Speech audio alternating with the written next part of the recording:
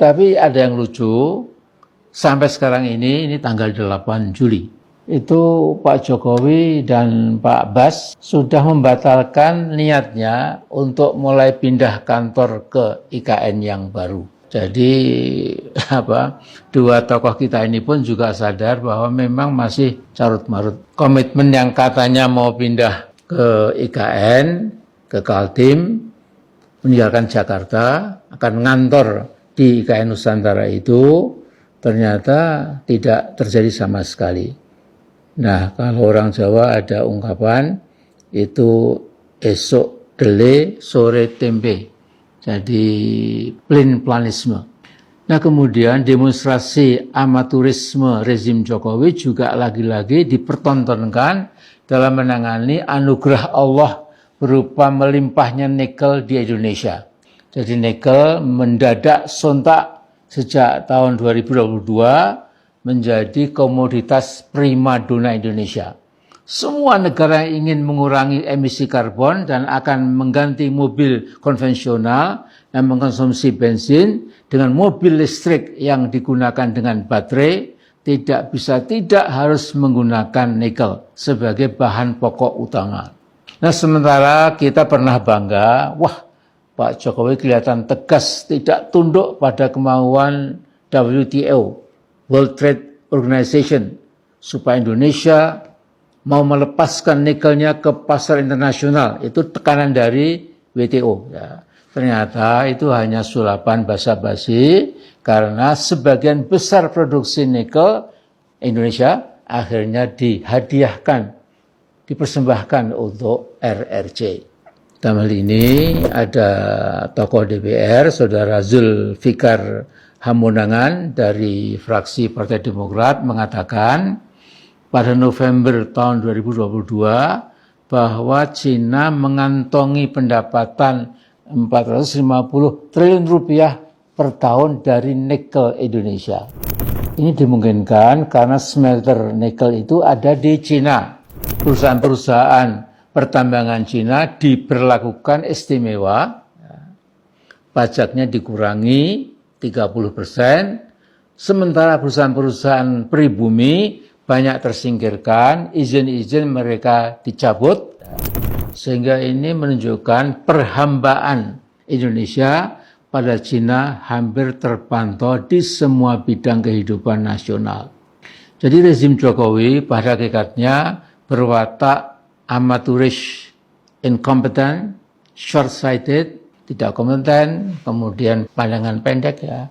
Saya ingat sekian tahun lalu juga Luhut pernah mengatakan Indonesia memang sangat baik dengan Cina. Mengapa? Karena mereka yang bawa duit. Ya, jadi ini kelihatan patriotisme dari Pak Luhut yang memang top. Nah, selama 10 tahun berkuasa, Mas Jokowi itu sudah menginjak-injak Undang-Undang Dasar 1945, khususnya pasal 33 yang ayat 2-nya berbunyi, cabang-cabang produksi yang penting bagi negara dan menguasai hajat hidup orang banyak dikuasai oleh negara dan dipergunakan untuk sebesar-besar kemakmuran rakyat.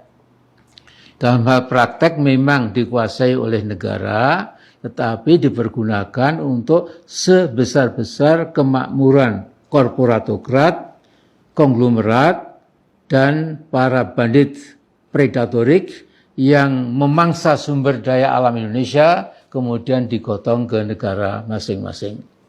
Sesungguhnya tokoh-tokoh intelektual maupun tokoh-tokoh politik yang berbobot sudah memperingatkan bahwa Indonesia hanya mendapat kerusakan lingkungan dan kemelaratan, terutama yang diderita oleh masyarakat yang hidup di sekitar lokasi pertambangan nikel.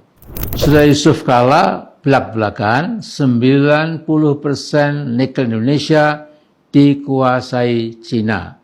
Mas Faisal Basri, ekonom senior dari Indef, sudah berteriak lantang dengan argumen yang sulit dibantah, yaitu hilirisasi RI untungkan Cina.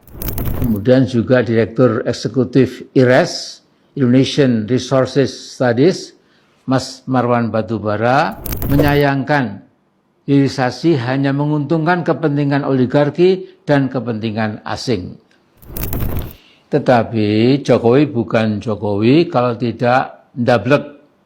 Dalam bahasa Indonesia, ndablek itu berarti keras kepala, merasa paling benar, dan tidak pernah mau menerima masukan yang kritis dan korektif. Jadi ya kita perlu bersabar sampai 20 Oktober nanti. Ya. Biarkan dulu Mas Jokowi kopat-kapit seperti burung beranjangan. Ya, ini kata wayang itu ya. Dan akhirnya akan disampar, disandung, dan entah diapakan lagi oleh rakyat Indonesia. Nah sementara itu pada 5 Juni yang lalu Jokowi merencanakan sebuah kelicikan yang luar biasa. Jokowi bukan Joko Widodo ya, kalau tidak minger atau menghindar dari tanggung jawab yang harus dipikulnya. Jokowi bilang di IKN ketika berbicara siapa yang harus tanda tangan di atas kepres tentang perpindahan ibu kota dari Jakarta ke Kalimantan Timur, ini dia bilang, saya quote, bisa saya nanti yang menandatangani, bisa juga presiden terpilih pemerintah baru yang menandatangani. Jadi buat saya ini maaf, ini manifestasi kelicikan atau keculasan pada tingkat optimal. Begitu Jokowi mulai yakin IKN pasti mangkrak, Jokowi akan minta Prabowo supaya menandatangani kepres pemindahan ibu kota ke IKN Nusantara Kalimantan Timur. Tentu Presiden Prabowo yang pernah jadi Danjen Kopassus dan Danjen Kostrad dan pengalaman internasionalnya yang jauh melampaui Jokowi tidak mungkinlah menerima limpahan kebijakan yang busuk dan koruptif itu. Jadi good luck Mas Joko, nikmati saja hari-hari mendatang, siapkan sebaik mungkin kejaran penegakan hukum, penegakan keadilan pada Anda sekeluarga, dan sayang Anda telah memilih secara sadar su'ul khotimah. Jadi nanti akan kita lihat bagaimana kenyataan akan digelar oleh Allah yang Maha Kuasa, yang Maha Esa. Tapi buat bangsa Indonesia, apapun yang terjadi, kita tetap kompak, tetap yakin masa depan kita jauh lebih bagus selama kita jujur, bekerja sama, jangan saling sikut, ya. Dan mudah-mudahan betul-betul insya Allah kita membuka lembaran baru.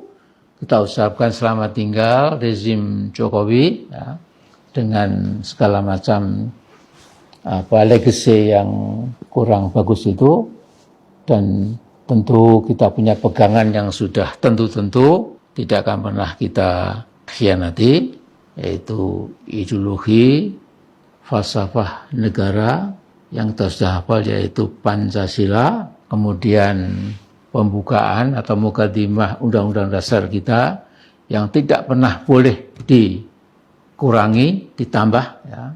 Ini menjadi pegangan kita.